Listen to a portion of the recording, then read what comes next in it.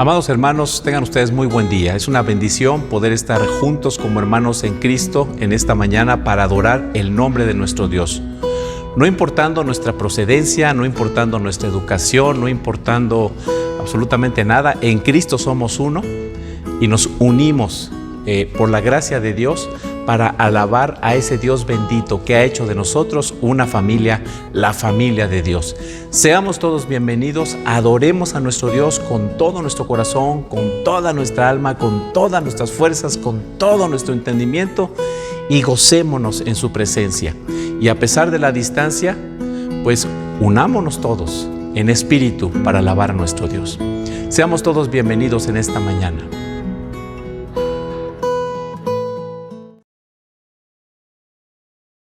La palabra de Dios en el libro de San Juan, capítulo 3, versículos del 16 al 18, dice así: De tal manera amó Dios al mundo. Porque de tal manera amó Dios al mundo, que ha dado a su Hijo unigénito, para que todo aquel que en él cree no se pierda, mas tenga vida eterna. Porque no envió Dios a su Hijo al mundo para condenar al mundo, sino para que el mundo sea salvo por él. El que en él cree no es condenado, pero el que no cree ya ha sido condenado, porque no ha creído en el nombre del unigénito Hijo de Dios. Amén. Señor, te damos gracias por todo lo que nos das.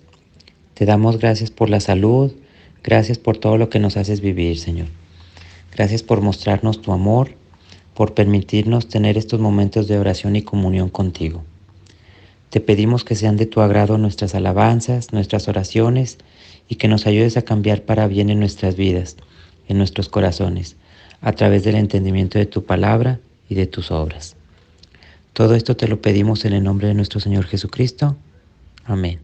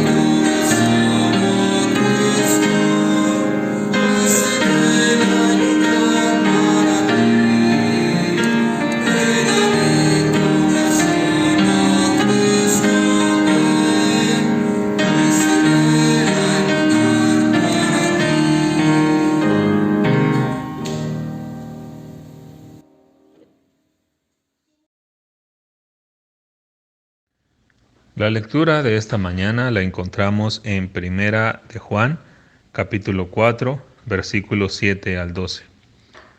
Y dice: Amados, amémonos unos a otros, porque el amor es de Dios. Todo aquel que ama es nacido de Dios y conoce a Dios. El que no ama no ha conocido a Dios, porque Dios es amor. En esto se mostró el amor de Dios para con nosotros, en que Dios envió a su Hijo unigénito al mundo para que vivamos por Él. En esto consiste el amor, no en que nosotros hayamos amado a Dios, sino en que Él nos amó a nosotros y envió a su Hijo en propiciación por nuestros pecados.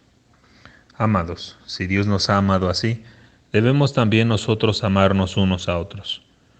Nadie ha visto jamás a Dios. Si nos amamos unos a otros, Dios permanece en nosotros y su amor se ha perfeccionado en nosotros. Amén.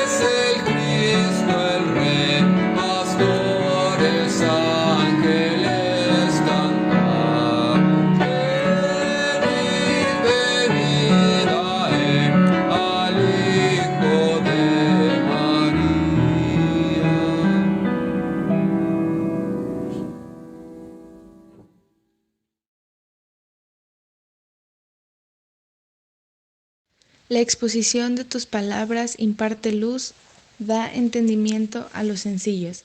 Salmos 119, 130. Amado Padre, te damos gracias por permitirnos estar reunidos un día más para escuchar tu palabra que es viva y eficaz. Te pido, Señor, que prepares nuestras mentes y corazones para recibir tu mensaje y que todo lo que se ha hablado en este venga de ti. Padre, que todo lo que hoy aprendamos lo podamos poner en práctica y así reflejarte en todo momento. Gracias por escucharnos. En el nombre de Cristo Jesús. Amén.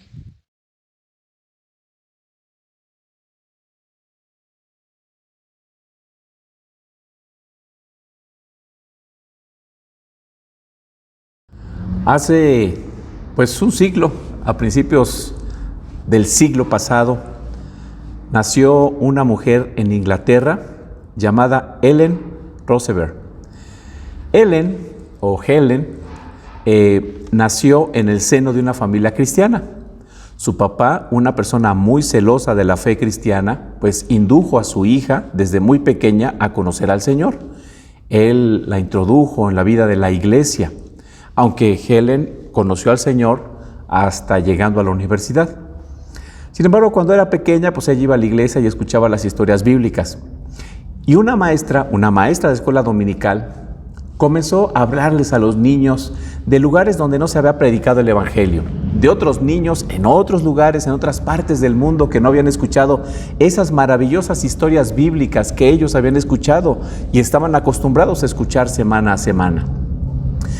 Esto quedó profundamente grabado en el corazón de Helen. Y ella pensaba que cuando creciera, ella iría a alguno de estos lugares. La maestra de escuela dominical les hablaba de la India, les hablaba de lugares tan lejanos como África, lugares donde nunca jamás se había predicado el Evangelio, no sabía nada de Cristo las personas. Bueno, esto quedó grabado en el corazón de Helen, creció y llegó a la universidad. Estudió en la universidad, conoció al Señor en esa etapa y saliendo de la universidad, ella, teniendo en su corazón el anhelo, el deseo de que las personas conocieran a Jesucristo, personas que nunca habían escuchado hablar de Él, se metió a estudiar a un instituto misionero donde se capacitaban a estas personas para poder ir a diferentes partes del mundo para poder predicar el Evangelio. Algo bueno, en el caso de Helen, es que ella era doctora. Esto, por supuesto, le ayudaría muchísimo en su quehacer. Así es que, bueno, Helen terminó su instituto bíblico de misionera y después de concluido a los 28 años, ella se fue a vivir a un lugar en el centro de África llamado el Congo.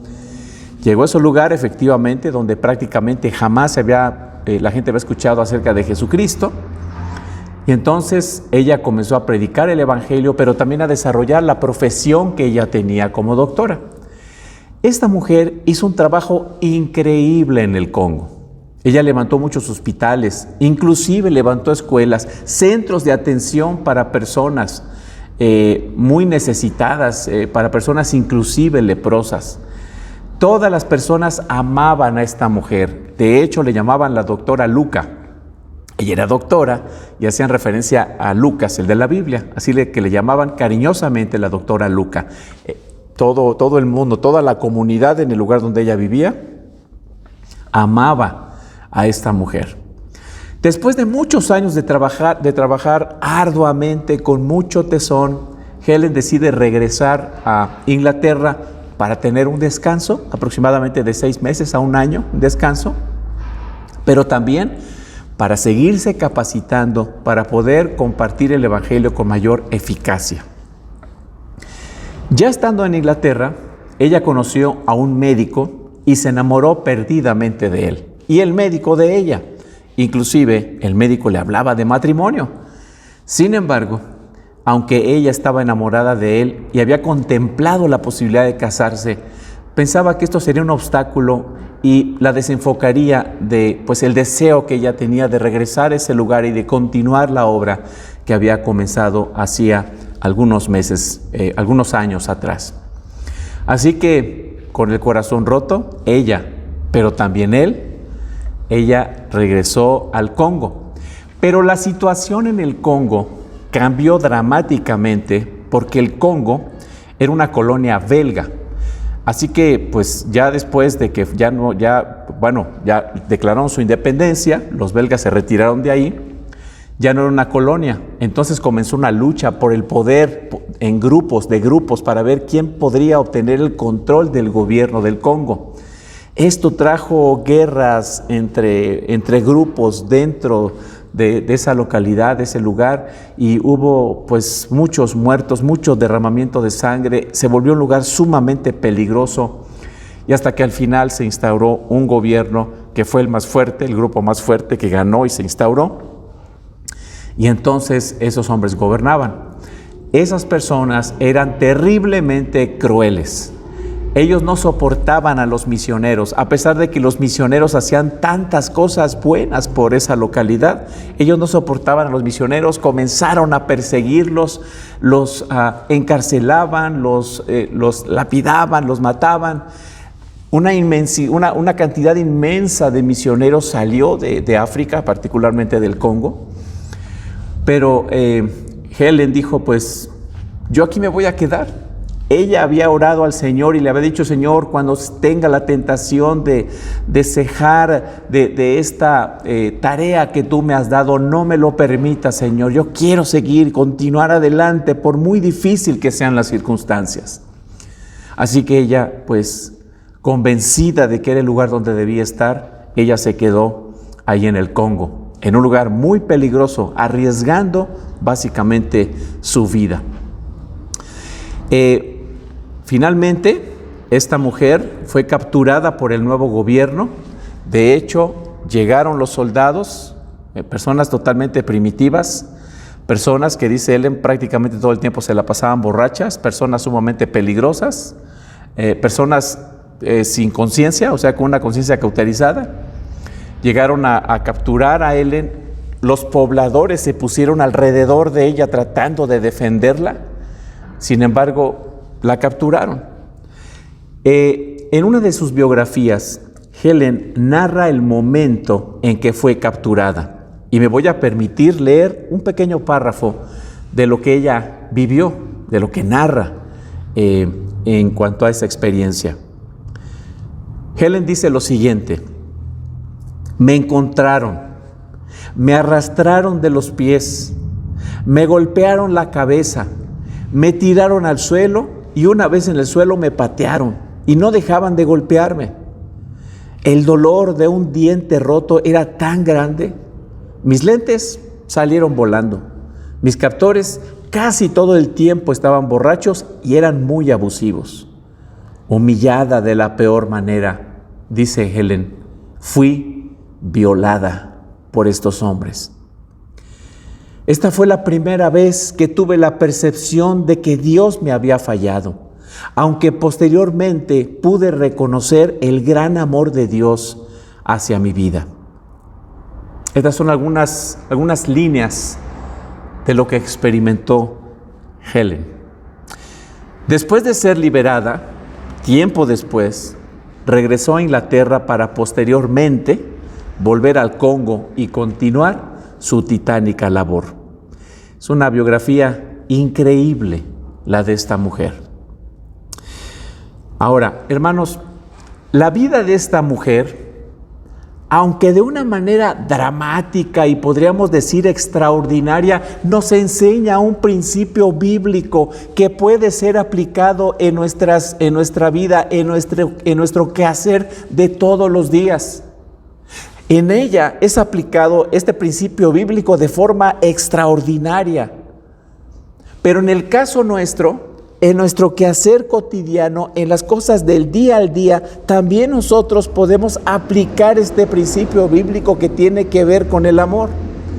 Y el principio que podemos ver aplicado en la vida de Helen y que Dios llama a que nosotros lo apliquemos en nuestras propias vidas es el siguiente: nadie puede decir que ama verdaderamente sin perder algo de sí. Voy a repetirlo. Nadie puede decir que ama verdaderamente sin perder algo de sí. El amor verdadero, el amor bíblico, el amor de Dios, siempre conlleva algún tipo de pérdida. En el caso de Helen, por amor a Dios y a esas personas que vivían sin esperanza, particularmente en el Congo, sumidas en la ignorancia, en la desesperanza total, en la absoluta mortandad espiritual, en la oscuridad moral, para beneficio de ellos, Helen estuvo dispuesta a perder su comodidad, su realización profesional, obviamente como doctora, su realización personal, porque ella se iba a casar. Ella podría haber tenido una vida cómoda en el Reino Unido con su esposo, una mujer con carrera, un esposo con recursos económicos también, con una carrera, un doctor. Hubiera podido tener tranquilamente una vida cómoda. Pero ella decidió no tener esa vida cómoda, esa vida estable, esa vida llena de confort, de salud. Ella puso en riesgo su integridad física, su castidad de manera forzada, La única ocasión que ella conoció a un hombre fue violada.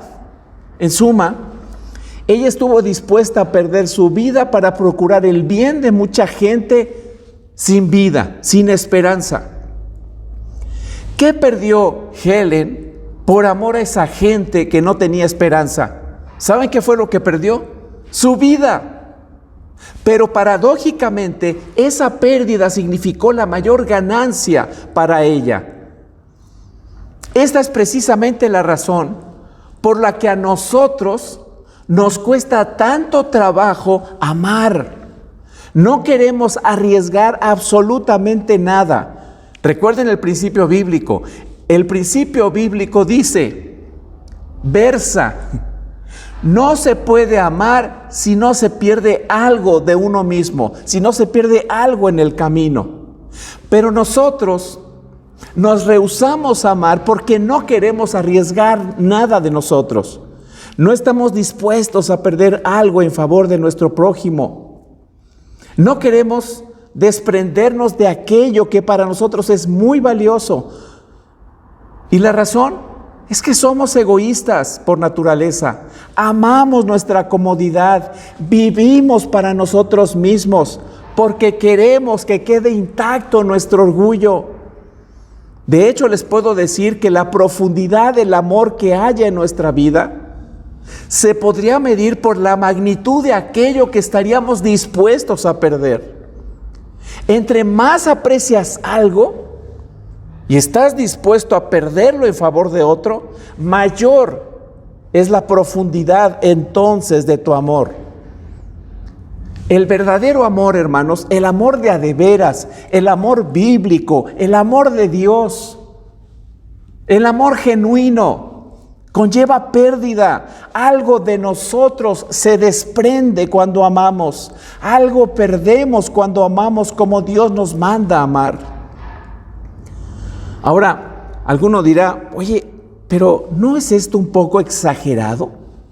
¿Será verdad que amar como Dios quiere que nosotros amemos conlleva algún tipo de pérdida? Esto parecería una declaración irracional. Esto parecería un principio, pues, fuera de la realidad. Pero quiero que veamos juntos lo que dice Primera de Juan, capítulo 4, versículos 9 y 10. Miren ustedes lo que dice Primera de Juan, capítulo 4, versículos 9 y 10. Y Dios ha demostrado que nos ama, enviando a su Hijo único al mundo para que tengamos vida por medio de Él.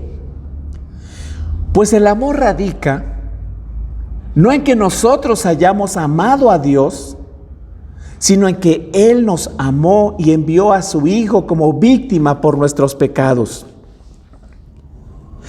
Lo primero que observamos fácilmente aquí es que Dios nos enseña de manera franca, de manera directa, de manera inequívoca, que el amor no es un mero sentimiento como regularmente pensamos. Así lo cataloga el mundo. Para las personas que no conocen a Dios y para el mundo en general, el amor es un simple sentimiento. Es algo que está en el aire, ¿no? Inclusive hay una frase que dice: el amor está en el aire. Es un simple sentimiento, es algo totalmente voluble. Pero este pasaje bíblico nos enseña que el amor no solo es un sentimiento, no es un mero sentimiento, no es netamente una emoción, sino que el amor es una decisión intencionada y firme. Él nos amó, hermanos, cuando no había absolutamente nada que amar en nosotros. Nosotros, siendo personas rebeldes, siendo personas injustas, necias, orgullosas, duras de corazón, que le rechazábamos inquebrantablemente, no queríamos saber nada de Dios. Él nos amó. ¿Qué de bueno había en nosotros? ¿Qué pudo haber visto Dios que hubiera dicho: wow, qué impresionado estoy? Cuán buenas son estas personas, cuán amables son, qué fácil es amarlos a ellos. ¿No, verdad? Él nos amó, nos miró, nos salvó, nos redimió, nos sacó de la situación desesperada en la que estábamos, que ni siquiera nos habíamos dado cuenta de ella, por amor. Y fíjense, Él nos mandó besos y abrazos desde el cielo. Dios no hizo como hacen los jugadores de un equipo de determinada disciplina cuando ganan un campeonato y se suben a un camión, al segundo piso de un camión descubierto, y entonces pasan entre las calles para que las personas les ovacionen, y desde lejos mandan abrazos, mandan besos, mandan saludos, muy orgullosos por el triunfo que ellos obtuvieron. Ni modo, ustedes son el pueblo, nosotros somos los campeones. Adiós, adiós. Un saludo impersonal. No hay afecto en eso. Pero no fue lo que hizo Dios. Dios nos dijo desde el cielo: oigan, cuánto les amo, les mando besos, les mando abrazos, les mando bendiciones. Pero yo desde el cielo, ustedes allá abajo, a ver cómo le hacen. Él puso de manifiesto su amor porque estuvo dispuesto a perder algo de sí. Dio a su Hijo. Él dio lo mejor que tenía, lo de más valor que Él tenía. El amor de Dios no fue un amor de labios, no fue un amor alejado, no fue un amor distante, no fue un amor impersonal, no fue un mero sentimiento, no fue una mera emoción. No fue por la impresión visual de ver lo bondadosos que nosotros éramos. A pesar de lo que nosotros éramos, Él se desprende de su propio Hijo y lo envía para ser tratado de la manera más vil por nosotros. Él se arriesgó por completo. Él dio lo mejor que tenía a su Hijo. Y estamos hablando de Dios. Imagínense el valor eterno del Hijo de Dios. El Verbo de vida, el Santo y Perfecto, la segunda persona de la Trinidad, hecho hombre. Dios no nos dio cascajo. Dios no nos dio lo que le sobraba. No simplemente mandó saludos. Él se desprendió de su propio Hijo en favor de nosotros. El amor conlleva siempre, regularmente, pérdida. Así que no fue un simple sentimiento, fue una decisión intencionada, porque el amor es una decisión. Y esa decisión fue reflejada en una acción específica de favor hacia quien no lo merecían. Pero ¿qué podemos decir del Hijo? El Hijo, por amor, estuvo dispuesto a salir lastimado, herido emocional y físicamente. Estuvo dispuesto a poner en riesgo su vida.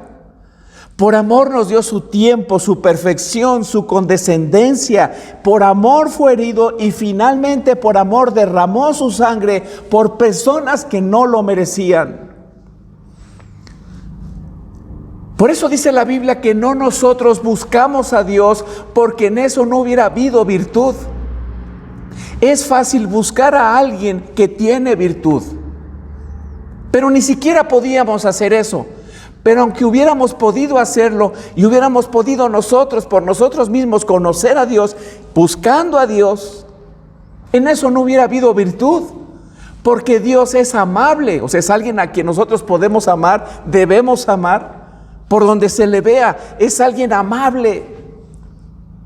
Pero la virtud está en que fue Dios quien nos amó a nosotros, que por supuesto no lo merecíamos. Pecadores, rebeldes, odiosos, merecedores de todo el desprecio y condenación eternas. El Señor Jesucristo vino como oveja para ser llevado al matadero para pagar nuestras culpas. Por decirlo de alguna manera, Nosotros rompimos toda la vajilla, pero el Señor fue quien pagó los platos rotos. Esto va en contra de todo principio de justicia. Uno podría decir, bueno, pues el que quiebra es el que paga. No tiene por qué pagar otra persona lo que alguien quebró, y de manera premeditada, de manera intencionada. Esa persona tiene que pagar. Es injusto que otro venga y pague lo que esa persona hizo.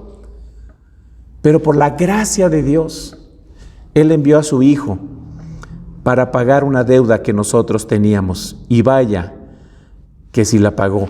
Ese Dios de gracia, sin tener ningún tipo de necesidad de hacerlo, vino para resolver un problema de dimensiones eternas que nosotros provocamos, porque no solamente el pecado daña a la humanidad, sino dañó a todo el universo. La tierra está bajo maldición. Por eso la redención es una redención cósmica. No solamente redime nuestra alma, Él vino también a redimir a toda su creación. Y esto lo vamos a ver cuando el Señor venga por segunda vez. Así que basado en esto podríamos decir que el amor es hacer un bien en favor de otro que generalmente no lo merece. Y al hacer dicho bien, estar dispuesto a perder o arriesgar algo de nosotros mismos.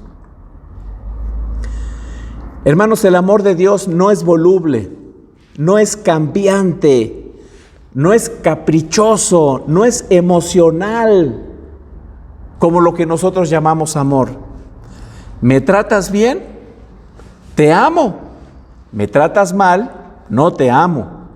¿Haces lo que quiero? Te amo. ¿No lo haces? Pues no te amo. Tú no eres lo que deberías ser, ya no te amo. Y así podríamos continuar. Esa es la lógica humana. Amamos a aquellas personas que para nosotros son amables, a nuestros amigos, a las personas que nos hacen sentir bien. Pero como dice el Señor, en eso simple y sencillamente no hay mérito. Pero el amor de Dios es un amor perfecto. Podríamos decir, sin embargo, lo siguiente. Bueno, pero Dios es Dios. Él sí puede amar porque Él todo lo puede hacer. Él sí puede hacerlo porque Él es poderoso. Él sí puede hacerlo porque su amor es eterno. Finalmente, Él es Dios. Él sí puede hacerlo. Pero para nosotros es muy difícil. Es demasiado para nosotros. Es una locura. Nosotros amamos a quien nos ama. Pero ¿cómo vamos a amar a alguna persona que no nos ama? ¿Cómo vamos a amar a una persona odiosa? ¿Cómo vamos a amar a una persona que nos daña? ¿Cómo vamos a amar a una persona que nos cae mal? ¿Cómo vamos a amar a una persona que de alguna manera nos ha defraudado? Bueno, Primera de Juan, capítulo 4, versículos 7 y versículo 11, dice lo siguiente. Queridos, Dios es la fuente del amor. Amémonos, pues, unos a otros. El que ama es hijo de Dios y conoce a Dios. Amados, si Dios así nos amó, también nosotros debemos amarnos unos a otros. La verdad, hermanos, es que hablando humanamente, nadie puede amar como Dios quiere que nosotros amemos. Absolutamente. No podemos en nuestras propias fuerzas, no podemos por nosotros mismos, no tenemos la capacidad para poder amar como Dios quiere, como Dios nos llama a amar a las demás personas. No estamos dispuestos a amar a los demás porque sabemos que algo vamos a perder en el camino, pero aquí están las buenas noticias del Evangelio. Es en virtud que nosotros hemos sido amados por Dios, que es la fuente de todo amor, que estamos habilitados. Hemos sido equipados por Dios por estar unidos a Cristo para que nosotros tengamos la capacidad de amar algo que por nosotros mismos no podríamos hacer.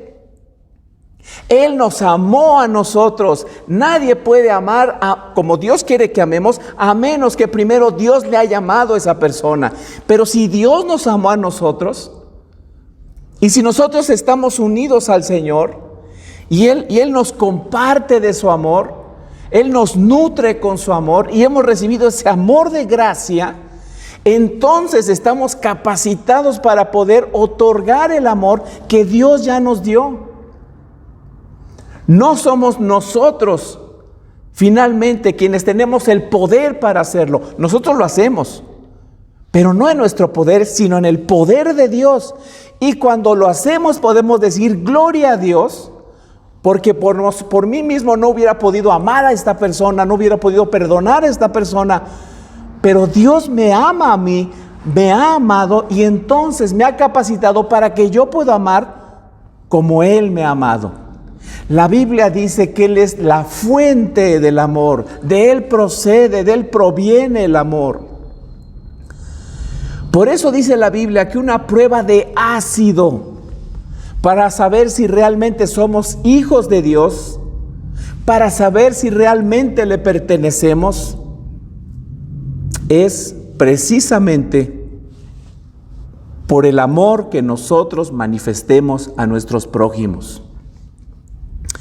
Es decir, la calidad de amor que Dios manifestó para con la humanidad, dándonos lo mejor de sí. Fíjense muy bien, es la misma calidad de amor con la que generosamente debemos relacionarnos los unos para con los otros. Dios, por gracia, sin mérito alguno, ha derramado su amor en nosotros. Esa misma gracia debemos manifestar a las personas que nos rodean. Es que no se lo merece. Es que si usted supiera todo lo que hace. Dios no pensó de esa manera cuando vino a buscarnos. Es que ve todo lo que me hacen. Mira cómo son ingratos. Mira cómo son rebeldes. Mira nada más cómo nos tratan. Mira la forma en que trataron a mi hijo. Mira la forma en que siempre se han dirigido a mí. Son unos irrespetuosos. Dios no se puso a quejar. Dios no se quejó. Se dio por amor a personas que no lo merecían. ¿O usted cree que sí merecía el amor de Dios? Entonces, ¿por qué basa su amor hacia el otro en los merecimientos del otro? Y fíjense, hermanos, que en el versículo 11 dice que debemos amarnos. Es decir, miren, no es opcional. No es que no lo siento, es que no sé, es que no es opcional, es un deber. Usted no puede decir un día, ¿sabes qué? Es que, pues, ahora sí como dice aquella canción, ¿verdad? No voy a trabajar. Es lunes, no voy a trabajar. Es martes, pues tampoco voy a trabajar. Si usted falta 3 días, lo más probable es que al cuarto se lleve una sorpresa, ya no tiene trabajo. Es un deber, no es una opción. Y usted le exige a sus hijos, ¿no? Es un deber, tienes que estudiar. Y los hijos exigen a los padres, es tu deber mantenernos, es tu deber darnos de comer. Amar no es un sentimiento, no es meramente un sentimiento, no es meramente una emoción. Es un deber, es una responsabilidad cristiana. Miren, este verbo que aparece en el versículo 11 como deber, el verbo deber, tiene una doble función. Es interesante en el griego. En lo que respecta a Dios, es una obligación, es un mandamiento que debe cumplirse sin dilación, es una responsabilidad. No admite pretextos, no admite justificaciones, es un deber. No se trata de si lo siento, si lo merece, no tengo ganas, me cae mal, no lo soporto. Se trata de fe. Al final, se trata de adoración. Si nosotros adoramos a un Dios de gracia, no podemos decir que lo adoramos si nosotros vivimos por obras. Esa no es la calidad de Dios que tenemos, porque Dios no nos ha salvado con base en nuestros méritos. Si así fuera, entonces, pues no me exijas que yo haga lo que tú no hiciste conmigo. Pero Dios se dio a nosotros de gracia. Así que amar es una cuestión de fe, no es una cuestión del carácter de la otra persona. Es una cuestión de fe, es una cuestión de adoración, de obediencia a Dios. Amar, hermanos, es una manifestación de adoración a Dios, de sujeción al gobierno de Cristo. El Señor lo dice, así se debe hacer. Punto. Ahora, deber en lo que respecta al hombre, se trata de una deuda que se tiene que pagar. Es decir, esa deuda sí la tenemos y siempre la vamos a tener. Todos estamos endeudados. Ustedes conmigo y yo con ustedes. Y unos con otros. El amor es una deuda que tenemos que estar pague. Vamos a pensar así como esa técnica malévola colombiana que opera en Tepito, ¿no? El sistema de goteo que todos los días tienen que estar pagando sus 200 pesos. Pues aquí no es malévolo, es algo santo. Todos los días hay que estar pagando el amor. El amor de Dios, el amor de a de veras, el amor genuino que no se basa en nuestras volubles emociones o sentimientos. Pero hermanos, permítanme utilizar esta expresión, por favor. Lo que es de un impacto brutal para nuestro orgullo, vanidad, arrogancia, dureza de corazón, es amar como Dios quiere que hagamos. Deber, hermanos, en la forma verbal en que se presenta este verbo, en este texto que acabamos de mencionar anteriormente, está en voz presente, está en modo indicativo, tiempo presente, voz activa, modo indicativo. ¿Qué significa esto? O sea, la composición de este verbo, hermanos, es de un impacto, les decía, brutal para nuestras vidas.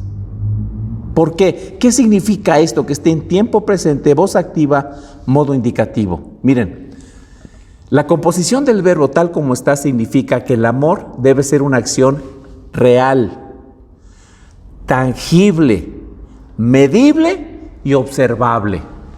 Nada de que, te quiero mucho, adiós, y por dentro, quién sabe cuántas cosas decimos. No, es hacer un bien tangible en favor de una persona que regularmente no lo merece, perdiendo algo de nosotros mismos en hacer esta acción. Nada de bendiciones, solamente de lejecitos, saludos y besitos a distancia. Es una acción concreta en favor de alguien. Una acción concreta, no solo un pensamiento. Pero lo que nos marca el tiempo presente es que esta acción tiene que ser una acción continua. Una acción continua, constante. Debe ser realizada por el sujeto en cuestión, es decir, por nosotros. Y esto es devastador para nuestras vidas, porque no estamos acostumbrados a vivir así. Y la verdad, el primero que lo reconoce es aquel a quien ustedes ahora están escuchando hablar. Es una lucha con mi corazón. Todos luchamos. Y por supuesto en esa lucha me incluyo también yo. Pero déjenme decirles, hermanos, que a la vez es tan esperanzador. Esta es la paradoja del Evangelio. ¿Por qué? Porque algo que perdemos nosotros cuando amamos es mucho de lo que nos estorba en nuestras vidas. Cuando nosotros perdemos algo, no es algo esencial. Es algo normalmente a nosotros, hablando en términos humanos, es algo que generalmente nos estorba por el hecho de que nosotros somos pecadores. Dios dio lo mejor que tenía, dio a su Hijo. Pero en el caso nuestro, nosotros somos pecadores y cuando nosotros amamos estamos perdiendo algo de la pecaminosidad que hay en nosotros. Vamos perdiendo en el camino y en el intento de amar a las demás personas orgullo, soberbia, control, intolerancia o algún bien material que hemos llegado a amar demasiado y que nuestra vida está cifrada en ese bien, en mantener, en acaparar ese bien material. Por eso dice el Señor en los Evangelios que el que ama perderá su vida, pero el que pierde su vida por causa del Señor la hallará. Pero debemos estar conscientes que cuando se trata del verdadero amor, la verdad, hermanos, comúnmente salimos perdiendo. No esperes amar y no perder nada en el camino. Eso no existe en el sistema bíblico de vida. Eso es lo que pensamos en nuestra humanidad caída. Quiero amar a alguien que me ame para no perder nada, al contrario, para ganar algo.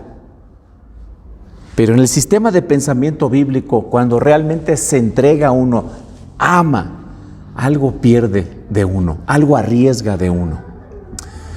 Así que debemos estar conscientes de que algo de nosotros perdemos en el intento. Un amor en el que se desprenda algo de nosotros en favor del prójimo. Ese es el amor al que somos llamados y ese es un deber. ¿Qué piensa? ¿Cómo lo ve? Es un reto, hermanos. Pero les voy a decir una cosa. Esa es la vida cristiana de a de veras. No es la vida de la costumbre religiosa evangélica de cada 8 días. Ese es el principio, ese principio aplicado a nuestras vidas cada día es la realidad de la lucha que tenemos que emprender en nuestro corazón, dentro de nosotros, para amar como Dios quiere que nosotros amemos. Ahora, alguien podría decir, pero es que no puedo, lo he intentado, pero no puedo. Eso de amar y eso de buscar a la persona para buscar la reconciliación e intentar amar una y otra vez y voy a salir otra vez herido. Yo no, la verdad es que no puedo. Yo no soy Dios para perdonar, como Dios sí perdona. Yo no puedo, es más, no quiero, no estoy dispuesto. Bueno, el versículo 7 dice que Dios es la fuente del amor. Así que el amor que debemos manifestar es un amor divino, es un amor sobrenatural. Y sí, la verdad, humanamente, ni lo intentes, no se puede. Pero la fuente es Dios. Y si nosotros estamos unidos a Cristo, sí podemos. Y este es un punto importante y culminante de lo que he estado hablando durante esta mañana, durante este día. Hermanos, el punto no es que no podamos, si realmente amamos a Dios, si realmente adoramos a Dios, si realmente estamos en Cristo. El punto no es que tú no puedas. Tienes que ser honesto. Y tienes que decir, es que no estoy dispuesto, no quiero. Hay que ser honesto y decir, no quiero. Y una de dos, te endureces en tu corazón y dices, no, es que yo no quiero. O dices, no quiero, pero si Dios dice que yo lo debo hacer, voy a humillarme delante del Señor y voy a pedirle su ayuda para que me dé la fuerza para que yo pueda hacer lo que en mi carne no me nace hacer. Somos llamados a amar con el mismo amor con que fuimos amados. No fue un amor sentimentaloide, nos dio a su Hijo. Quien ha sido amado por Dios está posibilitado para amar como Él nos amó. Hermanos, por eso Helen perseveró hasta el final bendiciendo a esa localidad que le hizo sufrir tanto. Y regresó nuevamente y estuvo ahí. Su amor fue pertinaz, porque Dios la fortaleció para amar con un amor que va más allá del entendimiento humano. Primera de Juan, capítulo 4, versículos 7 y 8, dice, amados, amémonos unos a otros, porque el amor es de Dios. Todo el que ama es nacido de Dios y conoce a Dios. El que no ama, pues no conoce a Dios, porque Dios es amor. Así que si tú no estás arriesgándote a amar, es o porque de plano no conoces a Dios. Tu religión es eso, una religión superficial, es una costumbre de cada 8 días. Como se suele decir en el medio evangélico, eres un calientabancas. O si eres cristiano, si eres un hijo de Dios, pero no estás dispuesto a hacerlo. Estás endurecido en tu corazón y no estás dispuesto a quebrantarte. Ese es tu problema. Pero hermanos, cuando amamos dentro de la iglesia, dentro de nuestros hogares, a nuestros hermanos en la fe y a nuestros hermanos carnales, a nuestro cónyuge, en medio de las ofensas, de las luchas, de las diferencias de caracteres, de las diferencias de forma de ser, de los malos entendidos, cuando logramos vencer todo eso y amamos como Dios quiere que nosotros amemos con esa intencionalidad, cuando estamos dispuestos a morir a nosotros mismos, y con este pensamiento quiero concluir, algo maravilloso sucede. Primera de Juan, capítulo 4, versículo 12. Nadie ha visto jamás a Dios, pero si nos amamos los unos a los otros, Dios permanece en nosotros y entre nosotros su amor se ha manifestado plenamente. ¿Saben, hermanos? ¿Saben cuál es el testimonio más poderoso que puede dar la iglesia al mundo? ¿Al mundo incrédulo? ¿A las personas que no creen en Dios? El amor entre la gente de su iglesia. Alguien decía por allí, su Dios no me cae tan mal. A los que no soporto son a ustedes los cristianos. Y la verdad, pues, ¿qué podemos decir? Hemos arrastrado el nombre de Dios con nuestras acciones, con la dureza de nuestro corazón, como esposos, como hijos, como hermanos en la fe, en nuestra relación con las demás personas.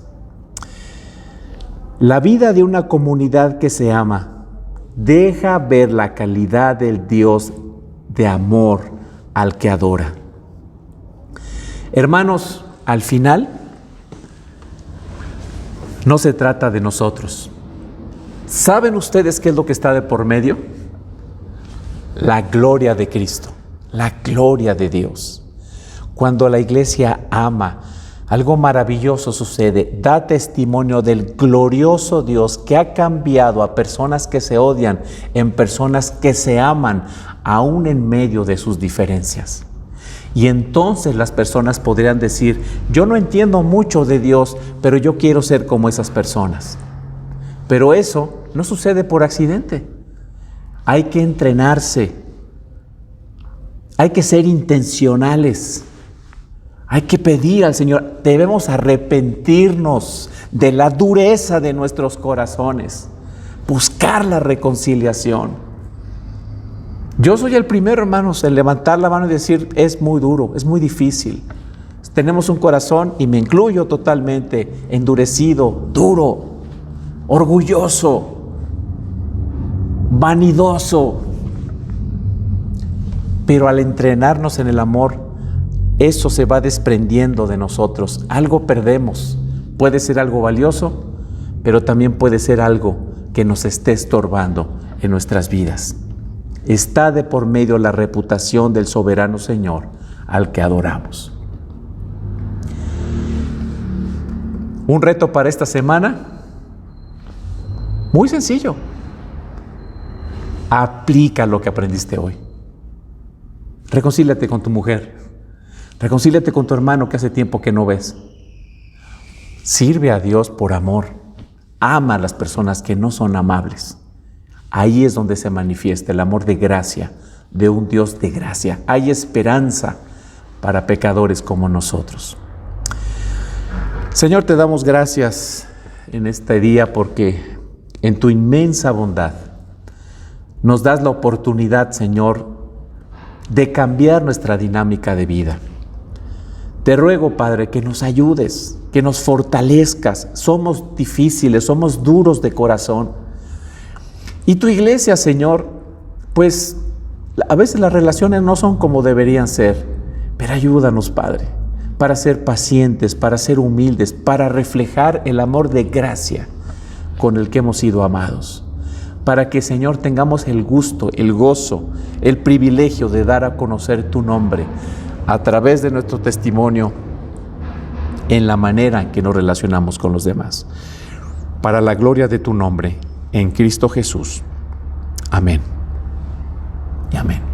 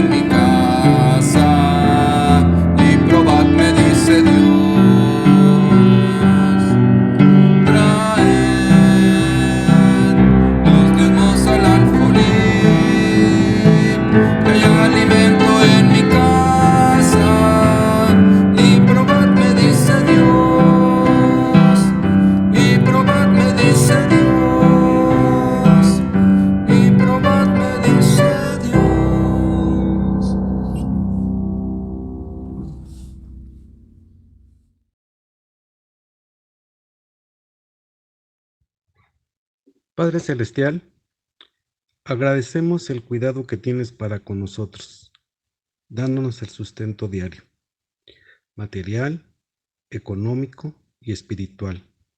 Recibe nuestra ofrenda con agrado. Es poco de lo mucho que nos das y permite que sea administrado conforme a tu voluntad en el nombre de nuestro Señor y Salvador Jesucristo. Amén.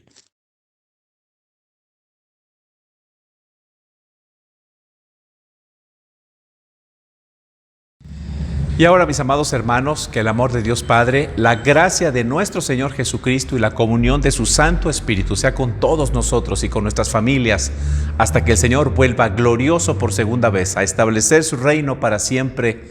Amén y amén.